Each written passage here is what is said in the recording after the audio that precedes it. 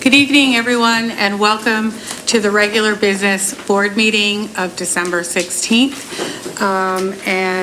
Welcome to everyone here this evening, and I will turn it over to Mr. Copeland. Thank you, Dr. Gilbert. Welcome, everyone, to the last regular business board meeting of the year. What a wonderful way to end it and go into the holidays, but to hear from Lower Merion High School's principal. So, Mr. Hughes. I'll take that as a compliment. Take it any way you want. Good evening, everybody, and happy Monday to all of you. First, I'd like to thank you for giving us this opportunity to talk a little bit about Lower Merion High School and to highlight work not only being done in our art department by our teachers and students, but also to think of things in the realm of our strategic plan. Tonight, you're going to hear about some collaborations happening on various projects in the art department. You're going to hear about how we are highlighting student work through digital portfolios and how our clubs are connecting with the curriculum. So tonight, with me tonight, and who will speak in a second, are Ben Walsh and Ben DeMeo, both art teachers at Lower Merion High School. We also have 4 amazing students, various grades levels. So Ursula and Sophia, Willett, and I will all speak to you a little bit about what's happening in their different realms of their lives as both students and working within our clubs and organizations and what they're doing. So without further ado, I'm going to ask Mr. Walsh and Mr. DeMeo to give you a little background information. Which one is it?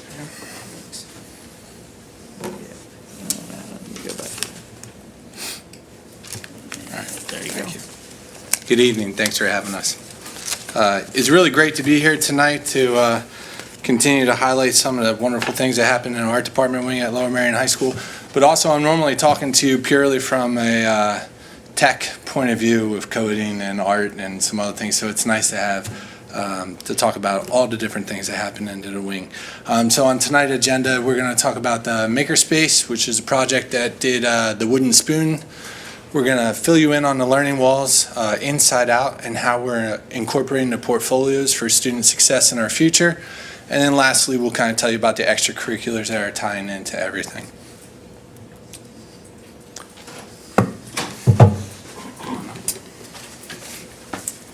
Hello, I'm Ursula. This is Sophia. So we started the Wooden Spoon project this year with Mr. DeMeo.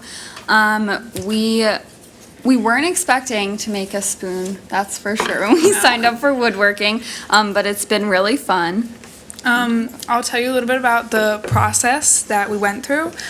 We started out by researching different kinds of spoons and different designs that we thought we might be interested in, and then we drew a few different designs, and we chose one that we wanted to start to create, and after that we made templates and we Saw them out. yeah, with the bandsaw, and then we started to create our spoons. Yeah. It was like a long process with like sanding with different machines and filing and sanding more for so long. And then we'll finish them off. Mine's not quite finished yet, with just some oil so that we'll be able to use them in real life. And something that's cool, I really enjoy woodworking, but also that I like that we have the opportunity to do it now. It's new starting this year, right, since the new school is built. And every time I'm like talking with my friends and they're like, oh, what class do you have next? And I say woodworking. They're like, whoa, that's so cool. I didn't even know that was a class at LM. And a lot of them seem really interested to do it. So it's really great that we have that opportunity now. Yeah. Would you like to pass the spoons around? Oh, yeah. You can- We brought our spoons if you want to see them. Very nice.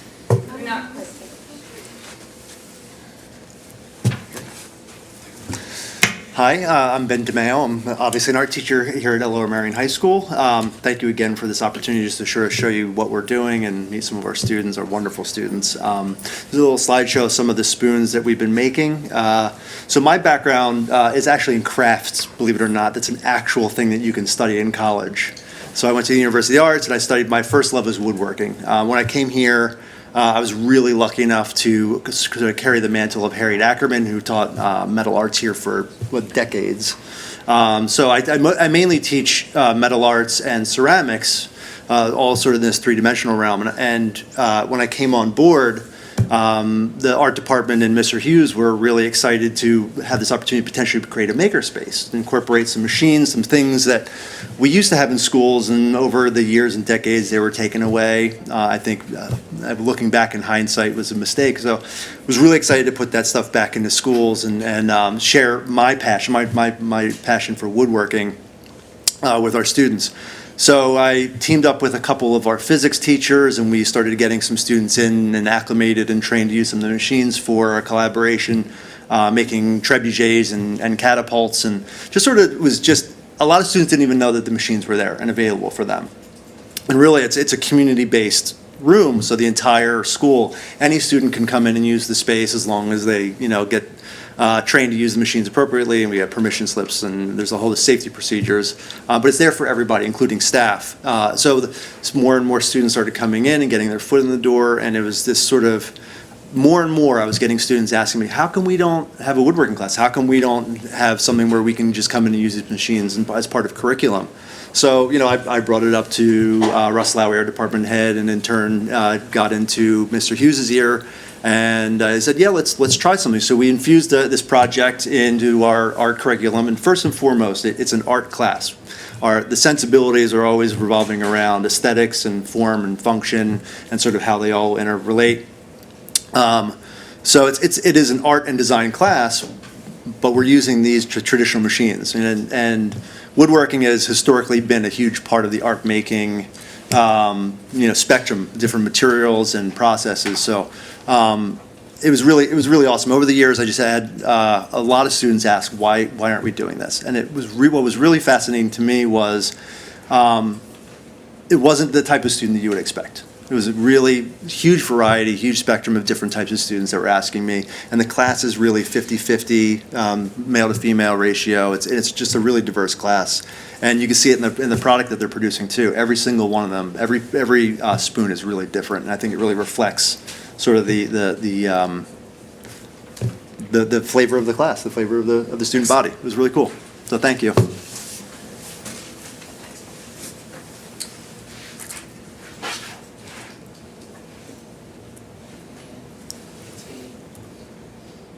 Come on. There we go. Next, we have Inside Out, and we have our two students talking about that. Hi, I'm Willa Palmer, I'm Maya Earl. and we're here to represent our club Inside Out. Okay, so our club meets 2 to 3 times a month. We help people and students around our school to share their personal projects. We have independent projects throughout the website. We have students that have gone on vacations and taken photography there, and tons of really cool independent projects that students get to do.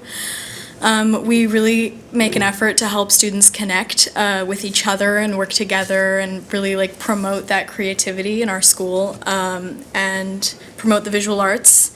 And we really like to highlight student work and just, be creative and give people a safe space to come and express themselves. Yeah. And, okay, do you want to talk about, can we go to the artist spotlight? Okay. And there's also a part that we recently added that's artist spotlight, and that section is kind of part of the site that's for highlighting student artists. If we saw something really cool or something that really stood out to us, we could put it on there, and it gives the opportunity for students to showcase their artwork and also share their artist statement. So if you click on, one of those posts, there could be a little description of, how they want people to perceive it and their process and everything. So that's a really cool part as well. Yeah, and this is all up on lminsideout.com, so if you ever want to check it out. But we every year do a really cool, we try to do a charity event for local charity, organizations. So in 2017, we did a thrift one. Well, we weren't part of the club yet, but they did a very cool thrift one where they kind of repurposed old clothes and made a fashion show out of it and a photo shoot, and they ended up raising over $700. And last year, we did kind of a cafe coffee house where we were sponsored by local businesses, and we offered arts and crafts and refreshments all throughout the art show. And that was raised to donate art supplies to schools in need. And this year, we're not really sure exactly like what direction we're going in, but we know that we want our fundraiser or charity event to focus on our environment and the school's environment, because we think it's something that students all really want to get involved in, and we can do some really great stuff with that. So, yeah, that's our plan for our club. Thank you guys all for listening. Thank you for your time. So Inside Out started about 3.5 years ago, and they've done so many different things. They used to do this post where it was 3 artists in a room, and it was 3 kids that would videotape themselves talking about a student's artwork, and they would go into like a big group critique and then put it up online. It was a video for everyone to watch. So it's really great. Every year there's a different leadership and a different direction that they take, and it's really wonderful. This year we have Inside Out portfolios, and the portfolio work, now we got to get into a little bit of the tech stuff, but the portfolio work goes with our Google Drive, the students' accountability and what they want to show to the world and express as them growing through the art department and curriculum. And so I start this on Google Drive, give every kid a folder, share it with them in Me Only. They populate it with their own Google slide, and then that slide can be published live to the website. When it's published to the website, they can only view and no longer edit, so we don't have to worry about any weird posts wandering up to the internet, just in case. But it's wonderful. So there's all these different classes that are put onto the portfolio page for kids to select from. They choose their icon, and then they roll in and they can show their portfolio to the public. And what this does is makes a powerful tool for the learning walls that we also started about 4 years ago. And everything's really coming together at this great moment.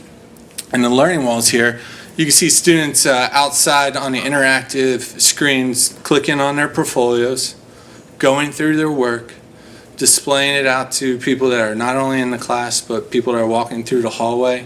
Parents that might come in for art shows can also interact with these.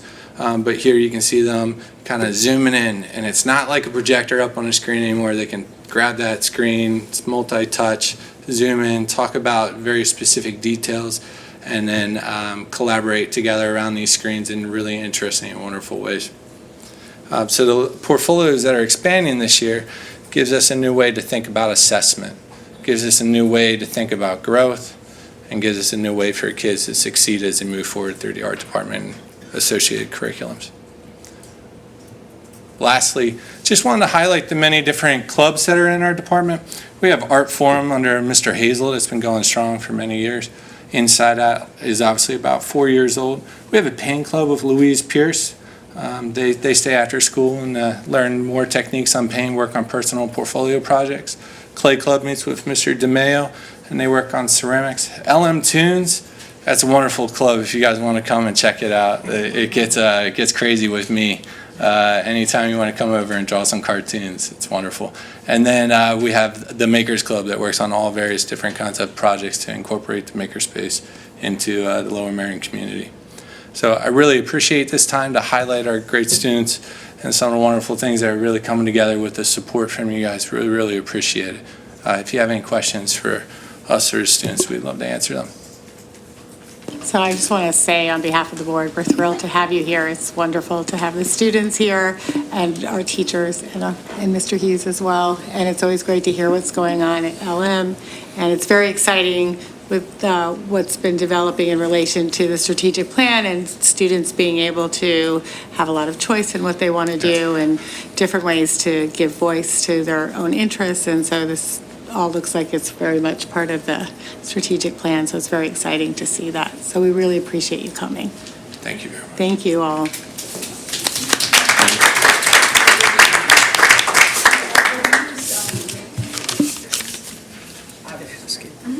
Did I do it? Yeah. Thank you. Thank you. Thank you. Thank you, guys.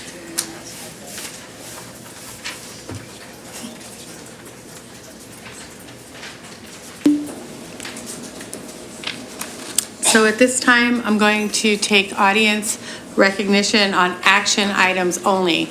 That means if something is being voted on the agenda, now would be the time to come up and ask questions or make a comment.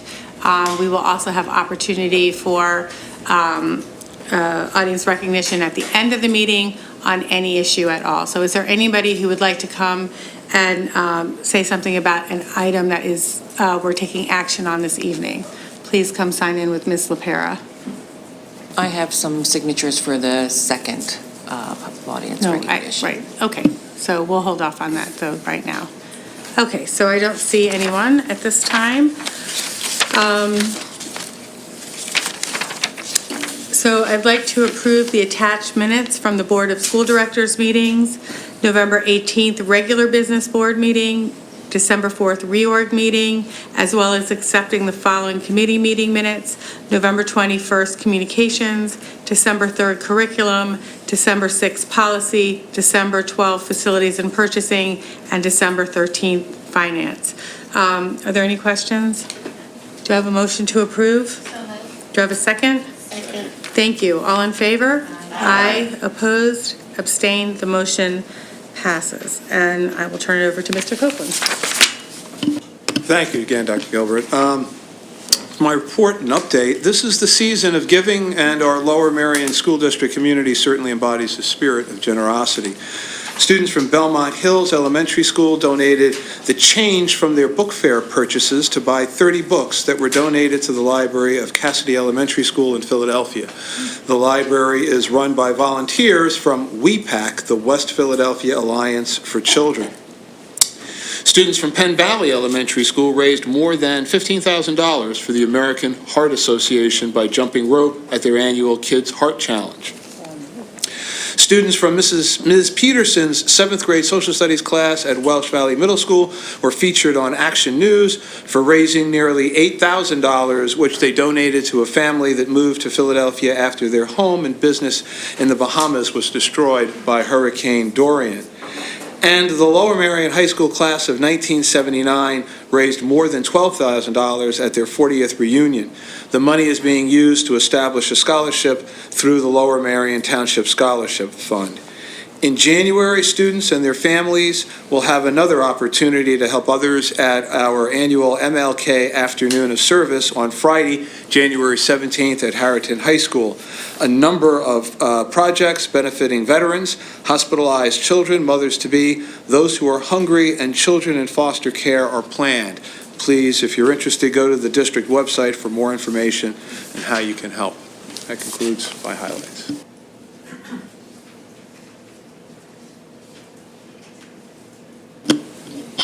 Okay. Under Human Resources, the administration recommends that the Board of School Directors approves the attached Human Resources actions HR 1 through HR 6. Are there any questions? Do I have a motion to approve? Thank you. Do I have a second? Second. Thank you. All in favor? Aye. Opposed? Abstained? The motion passes. I think we do the curriculum now. Right. So we're going to have a report of the Curriculum Committee meeting of December 3rd by co-chair Ms. Finger. Thank you. The December Curriculum Committee of the Board meeting was the presentation of the Keystone Achievement and Growth data from the 2018-2019 school year. This is part one of 2 meetings on state testing, the next coming in January with the presentation of the PSSA results. As a district, we make sense of and use the data to inform our instruction and practice. This data is just one piece of the overall district picture. Over the last year, we have done several things in response to what we learned from previous year's data. For example, we recently finished a full round of PVAS training for our school leaders, including our principals, curriculum supervisors, teacher leaders, and others. PVAS reports student growth data. We had experts work with leaders in the district consulting on specific areas, i.e. how to look at the data as an individual teacher, as a grade level team, as a member of the larger school community, to make sure it's interpreted correctly and then applied toward informing practice and instruction. We also continued with building learning plans that focused on individualized support for groups of students, district-wide efforts to improve curriculum and instruction, and school-based plans for improving teaching and learning. These BLPs, Building Learning Plans, are ongoing, reflective, and transparent. There has been an update to the graduation requirements, which came with Senate Bill 1095, that removed the Keystone exam proficiency on each of the 3 subject area exams as the only path for meeting graduation requirements. This begins for the class of 2022, which is our current sophomores. Keystones are end-of-course exams. So now there's more flexibility in how students meet expectations. They are still required to sit for the 3 exams, which are Algebra 1, Biology, and Literature, but there are 4 additional paths towards achieving the requirements, including alternate assessments and other additional evidence of readiness. We are in year 2 of the Future Ready Pennsylvania Index. For some history, there used to be a school performance profile, or SPP index, which was a public-facing report card on every school, boiled down to just one number. Every state was tasked with how to share the data with the community. Pennsylvania made the Future Ready PA Index with a school-by-school dashboard that shares 3 categories of information: the PSSA Keystone measures, on-track measures, which are check-ins to make sure all students are on track to graduate, and 3 college and career measures, which are graduation rate, rigorous course of study, and more. The Future Ready PA Index has an enhanced school search for comparison. You can compare up to 8 schools at a time. 2 things to note, though, are subgroups are only reported for a school if there are 20 or more children in that subgroup. A subgroup could be by gender, race, IEP, etc. And second, outcomes are reported as if 95% of the eligible students have taken the test. So when they score our schools for proficiency rates, they assume that 95% took the exam.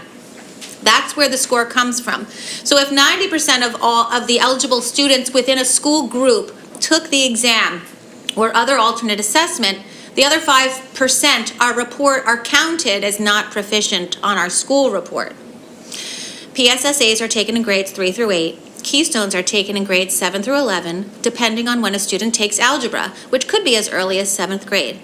The Future Ready PA reports the best Keystone exam scores of the junior class. These are banked scores from whenever this junior class took the test. So if they took the Algebra 1 Keystone in middle school, the score is banked until those students become juniors. Growth is reported from 4th grade onward. So a student has to have a testing history to be included in the growth report. Growth is measured by a student's actual achievement compared to their projected achievement. Both high school's junior classes from the 2018-2019 school year exceeded statewide proficiency goals, as well as the state-established goals of closing the achievement gap by the year 2030. And both junior classes' scores went up on all 3 Keystone exams from the previous year's junior score.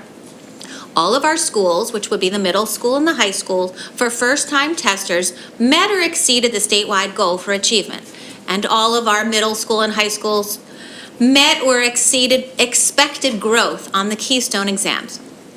But specifically in literature, overall, the district demonstrated evidence of meeting the standard for Pennsylvania academic growth for all students. And every subgroup of the junior class is meeting the gap closure interim targets regarding achievement.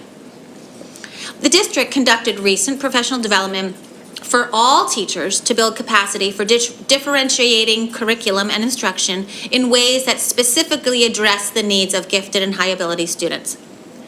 And specifically for biology, overall, the district demonstrated significant evidence of exceeding the standard for Pennsylvania academic growth for all students. While collective growth numbers continue to be among the state's best, our students with individual education plans of the junior class are not yet meeting their gap closures goals for achievement. Other subgroups, including our African American students, have met the growth targets. Professional learning continues to focus on student-centered and inquiry-based learning.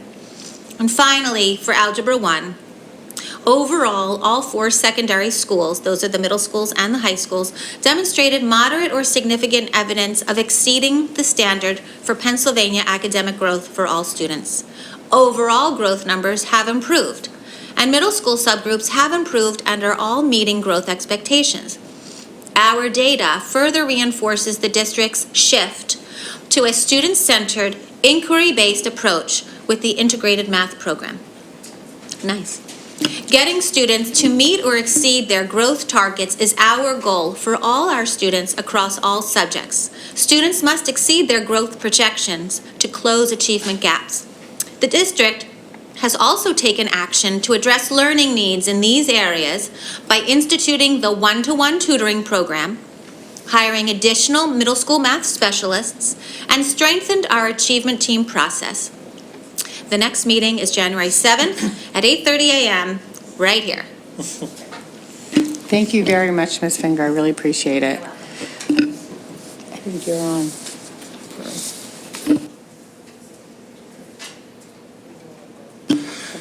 Yes, we have, I'd like to take items B and C in one motion under curriculum. The administration recommends that the Board of School Directors approves the overnight trip as listed. And further, the administration recommends that the Board of School Directors approves the renewal with Language Line Solutions for the 2019-2020 school year for the translation of the elementary report card at a cost of $8,024.27. Thank you. Are there any questions? Do I have a motion to approve? So moved. Second. Thank you. Thank you. All in favor? Aye. Opposed? Abstain? Sorry. The motion passes. Under Student Services, the administration recommends that the Board of School Directors approves the Student Service Agreement for students receiving non-district educational services SS1 to SS12. Are there any questions? Do I have a motion to approve? So moved. Thank you. Do I have a second? Second. All in favor? Aye. Opposed? Abstain? The motion passes. At this time, we have a Finance Committee meeting report of the December 13th meeting by Ms. Robinson. Thank you. The focus of the meeting was to, actually, the Finance Committee met in this room at 8:30 a.m. on December 13th, 2019. The focus of the meeting was to discuss the draft financial statements and the single audit report presented by the district's auditor, Rayner and Company. Lmsb will receive non-modified opinion as to the accuracy and propriety of the financial audit report. This was called a clean audit report or unqualified opinion in prior years. What it means is that the financial statements, quote, present fairly in all material respects the respective financial position of the government activities, the business type activities, each major fund, and the aggregate remaining fund information of Lower Merion School District as of June 30th, 2019, and the respective changes in financial position and where applicable cash flows thereof for the year then ended. We briefly discussed the management discussion and analysis section, which is the administration's discussion of financial related topics. Then we discussed the actual financial statements and the notes to the financial statements. The district's current ratio, which is current assets over current liabilities, is 2.4, which is healthy according to the auditors. The district continues to maintain a debt funding ratio of less than 10%, which is also healthy according to the auditors. Note 15, listing of the fund, lists out the fund balance in the general fund, which is comprised of approximately $375,000 of prepaid items, $15.3 million of PSERS reserves, $5 million of future post-employment health care benefit reserves, and $500,000 of rate stabilization. Approximately $17 million of the assigned fund balance and $5 million is unassigned. The total fund balance at June 30th was $43 million. and which is 15.6% of total revenues, and less than 2% is unassigned. We briefly discussed the findings of the single audit. There were no notable exceptions to the audit, which is required because the district receives greater than $750,000 from the federal government.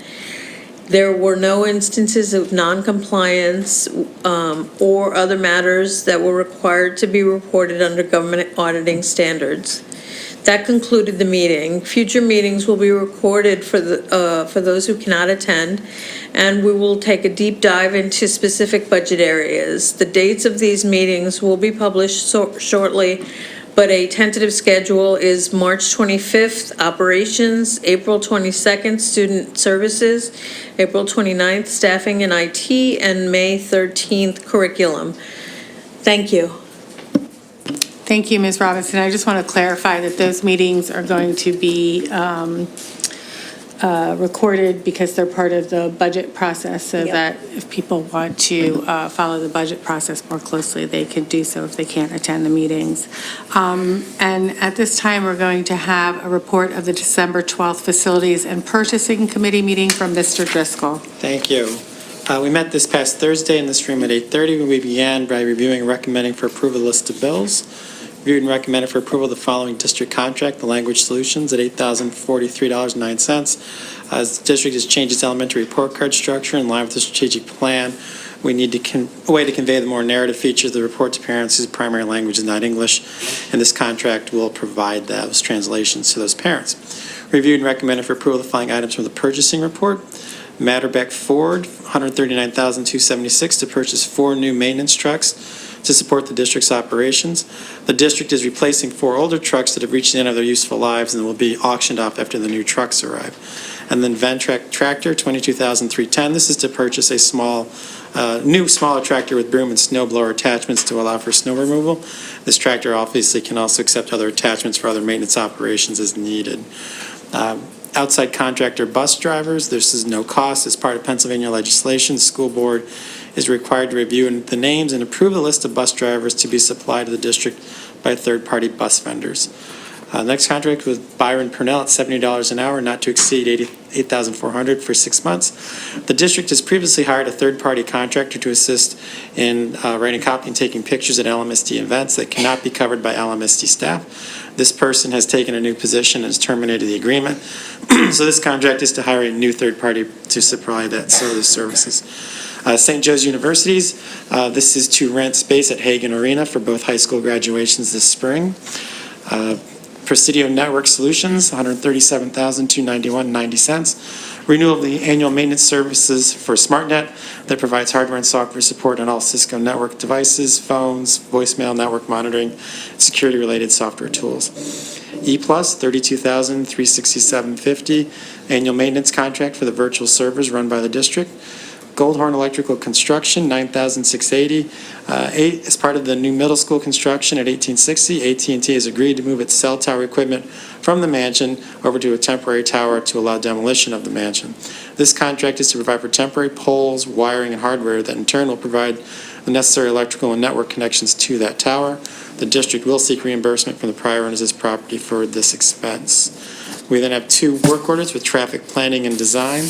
One not to exceed $22,500 for traffic studies to comply with land development requirements to install modular classrooms at Marion Elementary this summer to address continued enrollment growth, and not to exceed $27,500 for traffic studies to comply with land development requirements to possibly install lights on Arnold Field to address later athletics if the school start times are adjusted. Snyder Hoffman Associates, 2 contracts, one for Lower Marion High School, $52,547. This will provide design specification and construction administration should lights be added to Arnold Field in support of the change in school start times. Harriton High School, $38,297, again to provide design specification and construction administration should the district decide to put permanent lights at the Harriton High School Stadium instead of using the temporary lights that are currently there. 2 other contracts, one with AT&T where we'll be paid $1,500 per month. This will to lease space to AT&T to maintain cell towers at 1860, and the same with T-Mobile at $2,255 where they will pay us to lease space at that tower at 1860. We then closed them, that was the end of the business, and we moved on to just a middle school update. Final plans for the school at 1860 were submitted to the township on December 10th. We are hoping for all needed approvals to be in so the district may record the final plans with the county no later than January 31st, 2020. The cell equipment should be removed from the mansion shortly or before January 31st, so the demolition of that building can be completed. Once the mansion is removed, additional site work, including blasting of underlying rock, can be bid out in January, so that actual work may begin in May. Also, the Act 34 hearing is being tentatively scheduled for February 2020. That concludes our meeting. Our next meeting will be in this room, January 23rd at 8:30 in this room. Thank you very much, Mr. Driscoll. Mr. Orlando? Under the Business Office and Finance section, I'd like to take items B through G in one motion. The administration recommends the Board of School Directors approve the following action items: approve the list of bills, approve the financial report for November 2019, accept with pleasure pursuant to policy 7 and 2 the following donations: $10,000 to support the STEM initiative at Kingwood Elementary School Library, as listed in the attached request, from Michael Katz-Nielsen; a poster printer from Belmont Hills Elementary valued at approximately $1,200 from Belmont Hills Home and School Association; accept the Rayner and Company financial statements and single audit report for the Lower Merion School District for the year ending June 30th, 2019. Adopt the resolution to not to exceed the rate of any tax for the support of the public schools for the 2020-21 fiscal year by no more than 2.6%, the index established for the district by the Pennsylvania Department of Education, and declare surplus equipment as surplus property and authorize the disposition thereof. Yeah, I'd just like, if I could add, it's at this time of the year, given we either do this in December or January, we'd have a better sense of our preliminary budget. We'll be doing that in January. Just some overview, some things that are working in our favor for this year. The long-term, our labor contracts are set for the next several years. That allows us to budget with a better sense as to what those labor costs are going to be. The PSERS, which is the pension rate that's our obligation, is slightly down by about 0.7%, so it didn't go up as much as they predicted. And interim taxes, those taxes which are paid when a piece of property becomes taxable after the budget has been struck, those are slightly up. Some challenges we have going forward. For a school district, we rely, or all governments rely on four basic ways to fund the government. There are taxes, there are fees, there are investments, and there's state or federal funding. For us, we don't have fees, and we're one of 90% of the school districts in Pennsylvania have earned income taxes. We're among the 10% who do not. So the investments, as the Federal Reserve has reduced interest rates, our ability to gain funding through those investments has gone down. We're concerned that it's in the neighborhood of about $1 million. We, as you heard Mr. Driscoll say, we are budgeting certain items in anticipation of a change in start time. And our enrollment continues to grow. We are at 8,800 students. In the fall of 2014, I think it was, there were 8,035 students, so about 800 students over the last 5.5 years. Those personnel costs continue to go up. We're anticipating using modulars at some of our locations. That study is being completed because we will run out of space before the new middle school is built. So those are some of the challenges. And with that, I just wanted to give you this small overview before we go in January and take any questions you might have on this. No? Okay. Thanks for the update. I just want to make a point of clarification that the budget in relation to the start times is being done at the possibility of start time changes, and that has not actually been decided yet. But in order to do that, I just want to make it clear that in case it were to be changed, there were some immediate financial considerations that need to be made. So, and I also, before I go, just want to thank on behalf of the board and the administration to thank, I'm just trying to read the name here. Yes, thank you, Mr. Katznelson and the Belmont Hills Home and School Association for their generous donations. And I think everybody has heard from all of the reports that the details of these actions have been discussed in committee meetings. So with that, are there any questions from the board? Do I have no questions, right? Do I have a motion to approve? So moved. Thank you. Do I have a second? Second. Thank you. All in favor? Aye. Opposed? Abstained? The motion passes. Mr. Orlando? Under the Facilities and Operations, I'd like to take items A through J in one motion. As noted in Mr. Driscoll's report, all these items were reviewed and discussed at the Facilities and Purchasing Committee last week. The administration recommends the Board of School Directors approve the following action items with the contracts for purchase of operations vehicles and event tractor. Authorize the administration to enter into license agreements through June 30th, 2021 at 1860 Montgomery Avenue with AT&T for $1,500 per month and T-Mobile at $2,255 per month. That is subject to the solicitor's review. Approve the license agreements with St. Joseph's University for the Harrington and Lower Marion High School's 2020 graduation ceremonies. Approve the independent consultant contract with Byron Purnell III for photography, video, audio, and other media services not to exceed $8,400. Approve the proposal from Goldhorn Electrical Construction for installation of poles, wiring, and hardware for temporary power to the AT&T equipment at 1860 West Montgomery Avenue in the amount of $9,680. Approve individual work orders for traffic planning and design for traffic improvements at Arnold Field, Lower Marion High School for not to exceed amount of $27,500, and traffic improvements at Marion Elementary School for not to exceed amount of $22,500.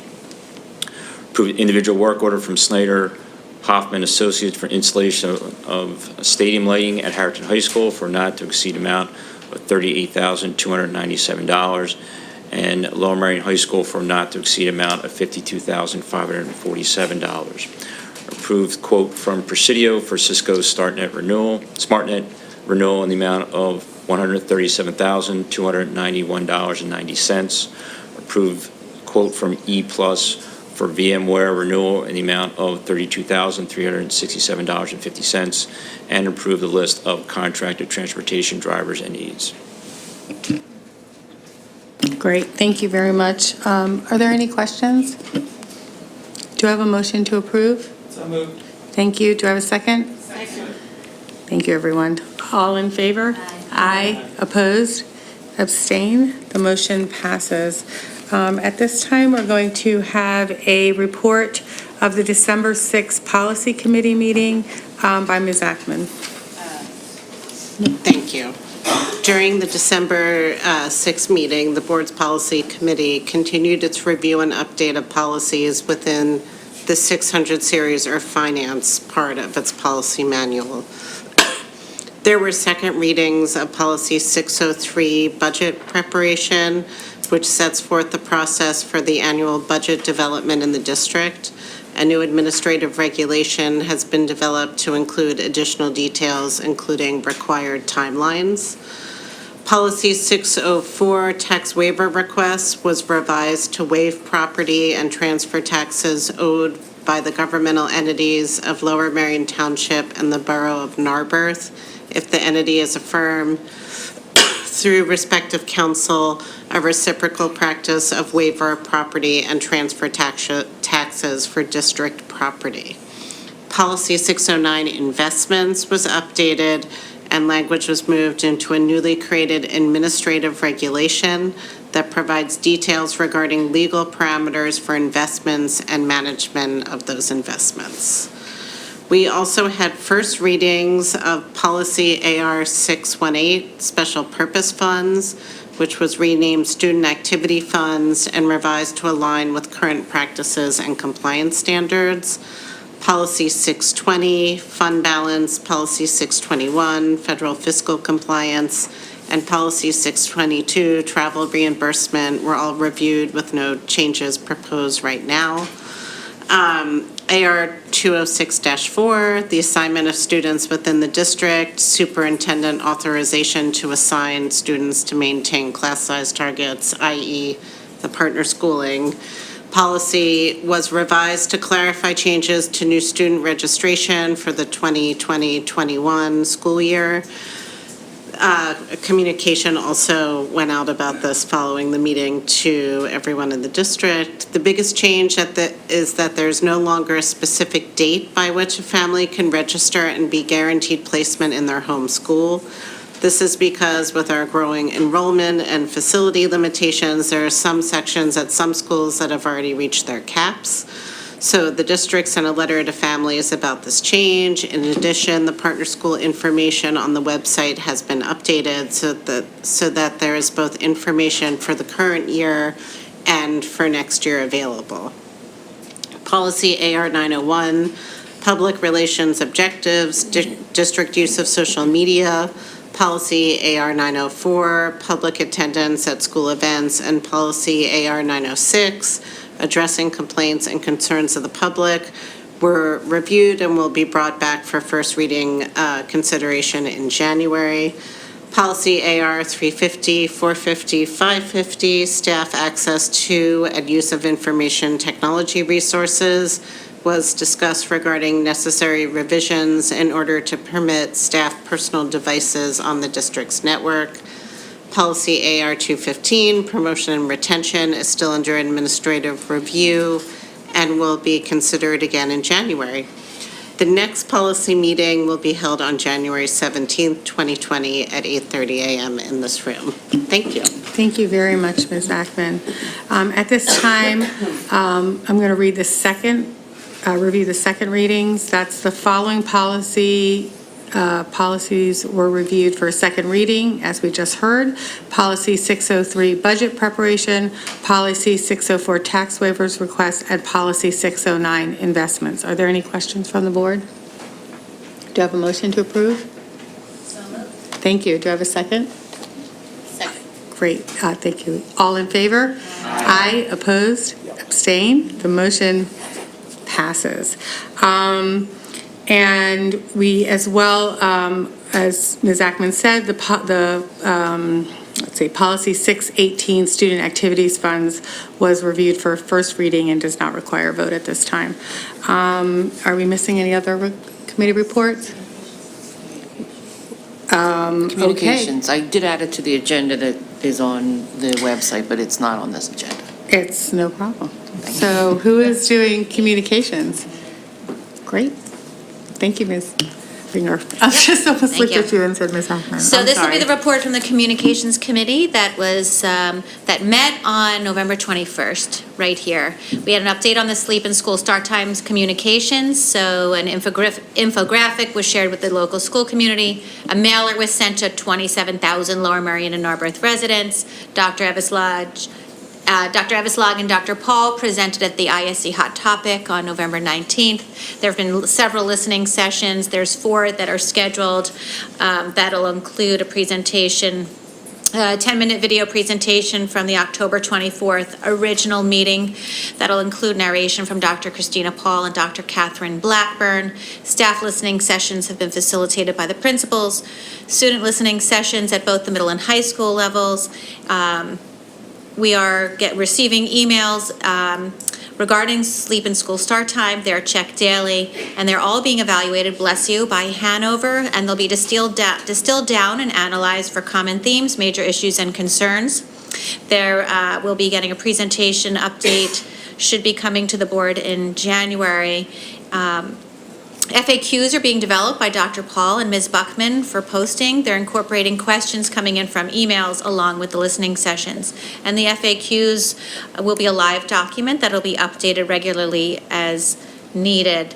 We were given an update on some middle school plans. There was a transition meeting that had been held for parents of both Gladwin Elementary and Penwyn Elementary that reviewed this concept, the school concept and design, and transition scenarios are being considered along with their pros and cons, and there was a Q&A.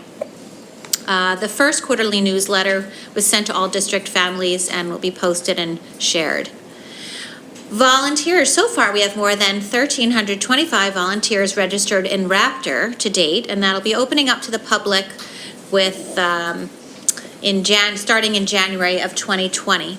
Our strategic plan, so we love our strategic plan, and it's being implemented in various ways, and we are posting on social media platforms, so take a look at our photos. That'll include a blurb and a link to the pathway that it relates to on our strategic plan page.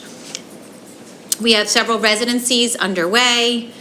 Our kindergarten classes are going to Riverbend. Our third grade classes are going to the Barns. Our fourth grade classes to Lower Merion Conservancy. The Museum of the American Revolution will be where our fifth graders visit. Be a Montserrat simulation in sixth grade, which is an online exercise with NASA scientists via Zoom, which is a virtual meeting platform. And for junior achievement, the high school entrepreneurship classes and financial literacy for the dual enrollment students. And we are piloting a partnership by some classes this year, which would be the African American Museum with the National Constitution Center for the 8th grade. And the following have been identified by the curriculum team for next year's residency, which would be the Philadelphia Zoo, the Franklin Institute, and we have a to be determined for our 10th grade American literature curriculum. We have some upcoming things. So in 2020, in April, we will have the SAGE conference. The theme will be civil discourse, how to listen. So students are brainstorming topics. We'll have a keynote speaker, and it'll be at Lower Merion High School. And that's it. The next meeting will be held at 7 p.m. on January 22nd, right here. Thanks for coming. Thank you again. I appreciate it.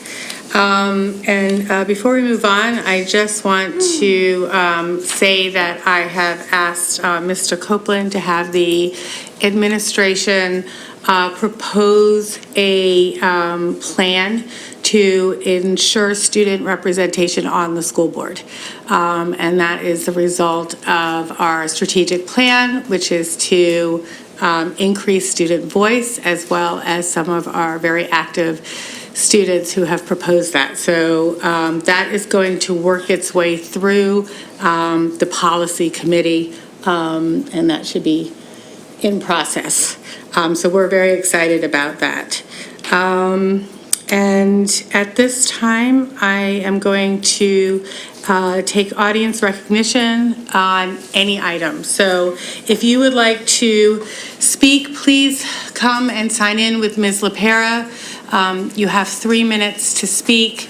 You please introduce yourself and say generally where you live in the district. And I will remind everyone that the meeting is being taped, and so you would want to be aware of that if you are raising issues related to your kids. So I just want to make sure everybody's aware of that. So if everybody could please sign in, and then pre-signed in is fine. So we could probably just get started as people are signing in when you have a chance. Ms. LaPera, whenever you're ready. I'm going to go first name. Allison, Amy, and Vicky, and Kathy were the first 4 to sign up.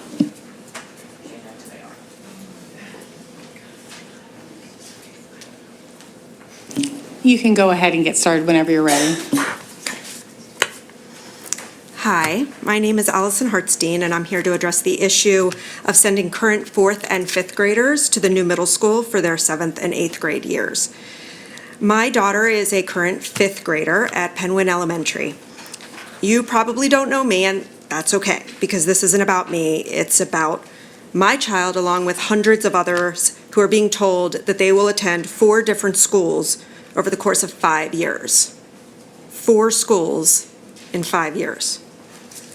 While you may be focused on financial results and operational efficiencies, I'm looking at a typical 10-year-old every day who is craving confidence, consistency, and social acceptance. She's excited, but also nervous to attend middle school next year. She can't wait to try out for the school musical, be a part of Best Buddies, and attend a school dance. She's nervous about changing classrooms, figuring out who to sit with at lunch, and even how to open a locker. But by 8th grade, she's got that all down. 8th grade is the year she starts gaining self-confidence by running for president of Best Buddies, reaping the rewards of her hard work and dedication by auditioning for a lead in the school musical, and solidifying the importance of teamwork by once again making the girls' soccer team. It is in 8th grade that she has earned the opportunities and leadership roles given to all those BC graduates who have come before her. There is something to be said for finishing what you started, and I implore you to consider letting these kids finish what and where they started. They have earned the right to see through their middle school years at BC as they move forward on to high school. I truly believe, as do many of us, that classmates are more than a number and a school is more than a building. So I ask, as you are driving home tonight, please take a moment to think about the huge impact this is having on our children. For isn't it in their well-being that brings us all together tonight? I thank you for your time and consideration. Thank you for your comments.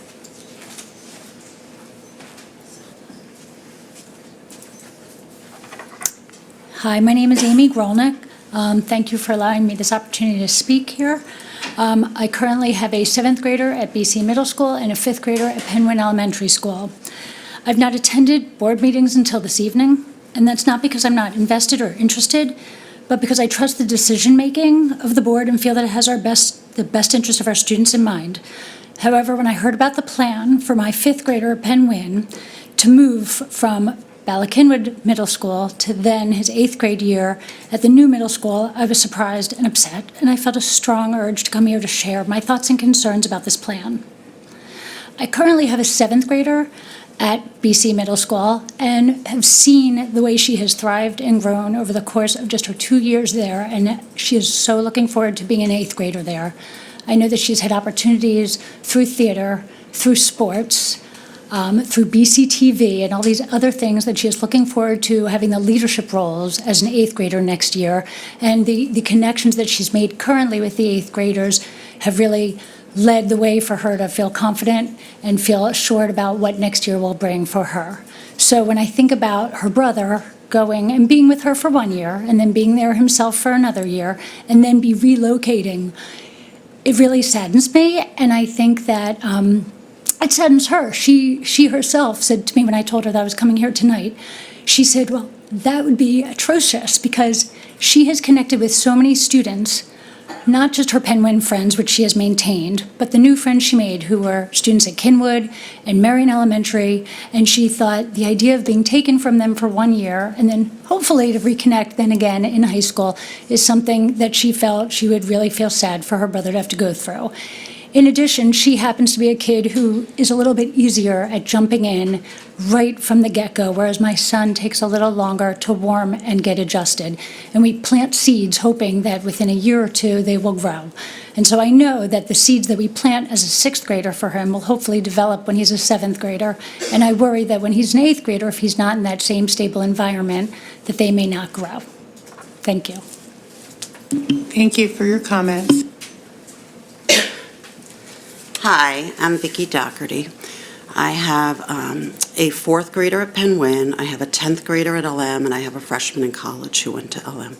And I'm an LM alum as well, and a proud LM alum, and I love the district, but I've been shocked by, I'm here to speak about the same issue, the middle school transition. I also have a comment on school start time I'll throw in too, which is related, but there's a theme among us who are speaking, and that is that most of us have kids in middle school or above, so we know what it's like in middle school currently to have kids go through that. So we have that frame of reference when we think about our 4th and 5th graders having to switch in the middle of middle school. There's also a theme about extracurricular and sports, And again, that's partly from having kids go through middle school. I know from my boys, because my 2 older are boys and the third is a girl, that the extracurricular and sports experience in middle school that they had and the teammates and was a huge part of their life in middle school and a huge part of their motivation in terms of academics and their whole connection to the school. So that's part of my biggest concern is if my daughter has to switch middle schools in 7th grade and the fields aren't ready or the extracurricular isn't up and running, that she is losing out on a big part of her middle school experience. And I think that's sad. My other concerns about switching middle school is I just know how critical peer groups are. All the research talks about how this is the most important age for peer group and it matters. Transitions matter hugely at this age. So to take this 2 grades of kids from these 2 schools and subject them to something that all of their other peers in the Lower Merion School District don't have to do, which is switch schools multiple times in their middle years, I think it's just unfair to take basically just this small cohort for budget issues. I just think it's not right. My issue about the school start times, again, having older kids, I'm totally in favor of having high school start later because I've seen the transition for my boys, and every day I witness the irony of my 4th grader getting up at 6 a.m. and having 2.5 hours to kill while her brother at 6:15 is like pain to get out of bed. But my concern with the school start times is I think middle school should start first at 7:45. High school at 8:25, elementary at 9:05. And the reason, again, is partly extracurricular. I think for middle school to end at 4 is going to have a really negative impact on their ability to participate in extracurricular at school and off school. I also think 2:35 dismissal for elementary is just unfair to working parents and too hard in terms of siblings not being home to watch their kids. And I think 3 hours plus of late care, extended care, is just too much extended care for kids. So thank you, I appreciate it. Thank you for your comments. Yeah, let me just, if I can just jump in a second. First of all, no final decision has been made on the transition. And Mrs. Doherty, at the Ask the Superintendent, you made, I thought, a good recommendation about an infographic. So we're working on that, too. Hi, good evening. My name's Kathy Matthews, and I'm also here to voice my objection to the plan to move my 5th grader now in her 7th and 8th grade years to the new middle school when it opens. So my daughter's now in 5th grade at Penwyn, and that would mean that she'd be at Bala Middle School for 2 years and then sent to a new middle school for just 1 year. Aside from my personal feelings that this would be highly disruptive for my child, I object to this plan for 3 reasons. The first one being that there's a lot of research that's been done on the negative effects of student mobility on academic performance, and we're a district that takes great pride in its academic achievement, so I really don't think that it's worth jeopardizing our students' academic achievement to have them switch schools. And I feel like our policy as a district should reflect this research and that we should be aiming for the least amount of student mobility possible. The second reason I object is that when the school opens, there's going to be no playing fields. So any student who's at the new middle school in 8th grade is going to have to be bused back to either Bala or to Welsh Valley. So with the change of school start times, I don't see how this could possibly be possible without them missing their last period of the day. So that means that the kids who are at the new middle school will have less academic time than the kids who remain at the established middle schools. And I think that this is unfair to the children who have been made to move. I also think that the numbers need to be looked at, and that when I looked at the Montgomery County Planning Commission numbers, that if the current plan is upheld, only half of the modulars that are used at Bala should still be in use, and it looked like Penwyn, Belmont Hills, and Welsh Valley Middle School would be at below optimum capacity. So the crowding on the elementary level, I would think, could be resolved by modulars like we've used before, and also by partner schools for new enrollments. It's been the district's position to keep their students at the schools that they initially begin with, and I don't see why this group of children should be treated any differently. So I just feel that this decision's would not be in the best interest of the students of this district, and I hope that the board will think about this and intervene and advocate for the best interest of the students. Thank you very much. Thank you. Lisa Prosnitz, Kathy Ramaswamy, Mike Salmonson, and Ben Meyer.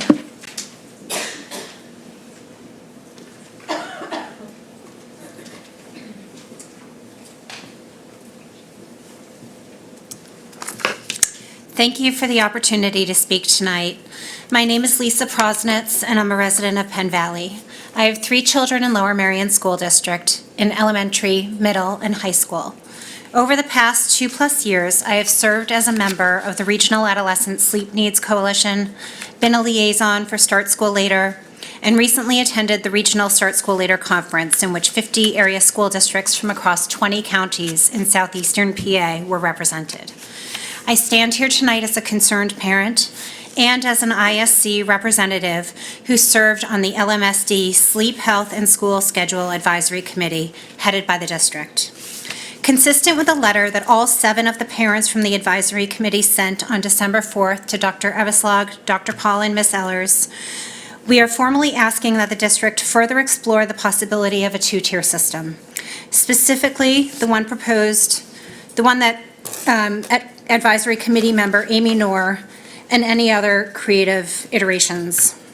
We are asking the district to substantiate their claim and share specifics on why the proposed 54 new buses would be required.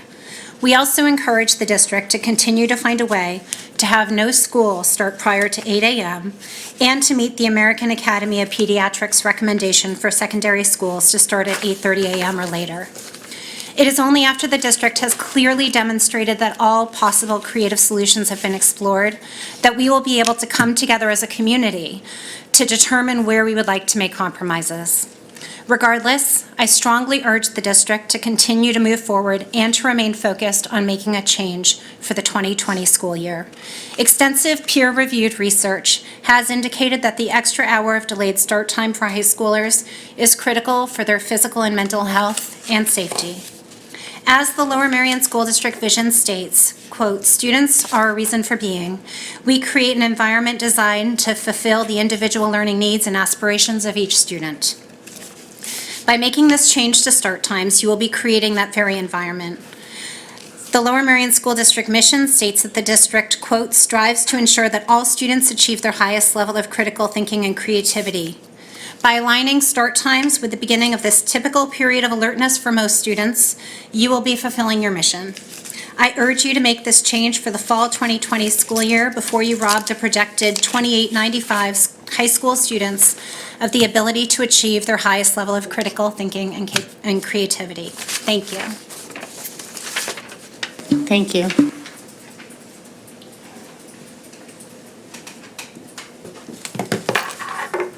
Hi, my name is Catherine Ramaswamy. I'm from Penn Valley. I have a senior at Harriton, and I'm a professor at the Wharton School. I've seen the petition from the elementary parents, and I applaud them for bringing academic research to the question of whether elementary school start times are too early. But you, the board, should not rely on this petition as your source of research evidence. With a social science phenomenon such as starting school earlier, the evidence is never conclusive, although some studies are definitely better than others. It's difficult to evaluate the contribution of a social science study based on 1 or 2 sentences, as described in the petition. In fact, they teach a semester-long course at Wharton called Evaluating Evidence because it's that big of a problem. I'll provide a few examples of some research-related statements in the petition that could be misconstrued without clarification. First, the petition cites studies on Kentucky schools that have been heavily criticized. A published commentary asked the authors to redo the analyses. In my view, the author's response to this critique leaves open significant questions about interpretation of the findings. For example, some coefficient estimates flip signs from the original study, and the authors do not observe expected cross-sectional patterns in the data. As another example, it would be easy to misinterpret the papers that show that the tendency to go to sleep later starts before puberty. One study highlights that this finding simply means that sleep guidelines should not view school-aged children as one homogeneous group. In other words, The findings do not say that schools shouldn't start earlier or that young children cannot adjust their sleep times. The results say only that the 9 to 12-hour recommended sleep guidelines aren't appropriate across the entire 6 to 12-year age spectrum. As a final example, the petition does not include an important paper by Appelman, Gilbert, and O, published in the journal Sleep Health. This paper is the most direct evidence of whether starting elementary school early will lead to sleep deprivation. They look at a school district that reduced school start times in 2009. Fourth graders went from an 8:20 start time to 7:45. Third graders moved from 9:10 to 7:45. After the change, the third graders, who had been starting at 9:10 the year before, actually increased their sleep duration by 24 minutes compared to the third graders the year before. There was no difference in sleepiness at school for any age group, and sleepiness after school somewhat increased, but only for fifth graders, who in Lmsb will be going to middle school. The authors state, importantly, results suggest that wake and bedtimes are malleable in this age group, allowing modification to accommodate changing start times without affecting the overall amount of sleep obtained. I don't have time to go through more examples, but I'm happy to work to develop a more comprehensive literature review related to this. Thank you for your comment. Mike Samuelson from Narberth. I know you're going to be disappointed that I'm not going to talk about start times. I'm here for my annual pitch for the Princeton Prize in Race Relations. For those of you who are new to the board, the Princeton Prize in Race Relations gives an award to folks across the country, high school students who have done significant work to promote and create progress within their school communities or outside communities in the realm of race relations. The winners get to go to Princeton for a seminar with all of the fellow winners from across the country in April, as well as to get a $1,000 prize. We've been very fortunate in the past. Lower Merion has had both winners and certificate winners. So we give out certificates of merit to people who don't necessarily win the prize. So the applications are due January 31st, and I'm encouraging both the administrators and the board to look for talent to promote, and we have a new system now where you can go online, members of the public, anybody can go online and actually nominate a student directly, and then we will get in contact with that student and tell them that they've been identified as someone who may be worthy of the prize and help them through the application process. Academic achievement is not a criteria at all, so we encourage people from all across the academic spectrum to make the application, and I hope that you, as in the past, you've been great about identifying potential talent and supporting that, and I hope you'll do so again. Thanks. Thank you very much.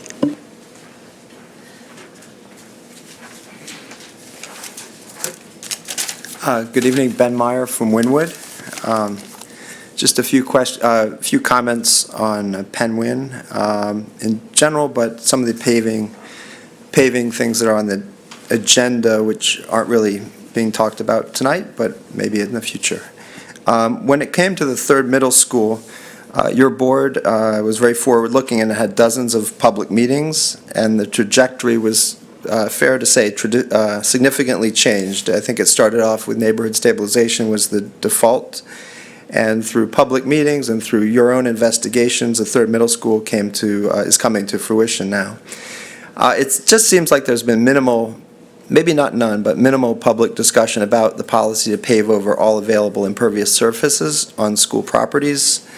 Are these decisions being handled by executive sessions? I think there's an advantage to having 5 new eyes and new ideas that can be mined for some creative compromises or solutions that might improve things for the kids in the community. Regarding the big picture, where I'm from, Penn Wyn may go down from 49.5% to 47%, probably with the new zoning.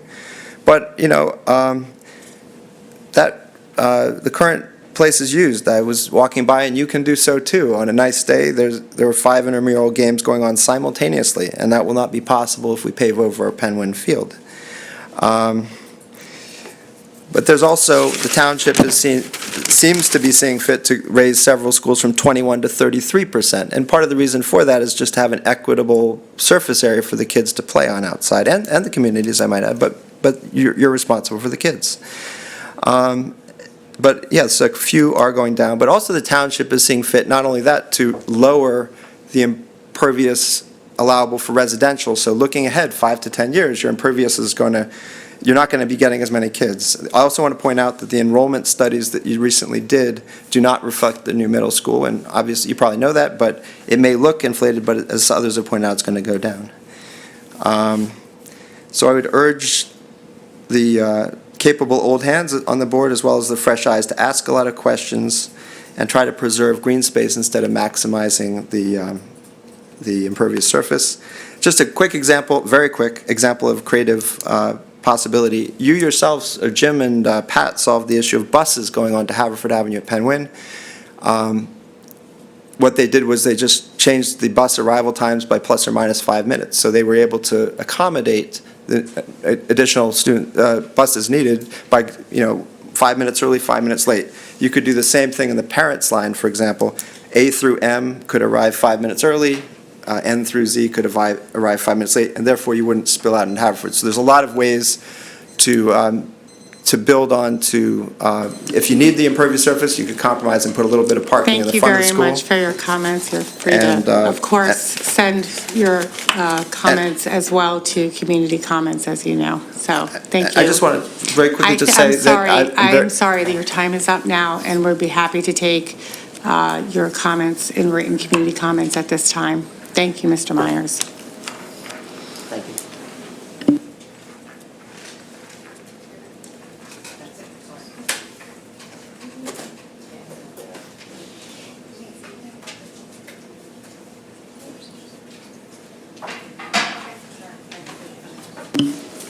Okay. Thank you very much to everyone who gave public comment tonight. We appreciate you coming out. And at this time, we have the Sunshine Act. Mr. Roos. Yes, the board met an executive session on December 2nd regarding real estate and also litigation. The board met earlier tonight regarding real estate, litigation, and collective bargaining. Thank you very much. Upcoming meetings. We have July, did I just say July?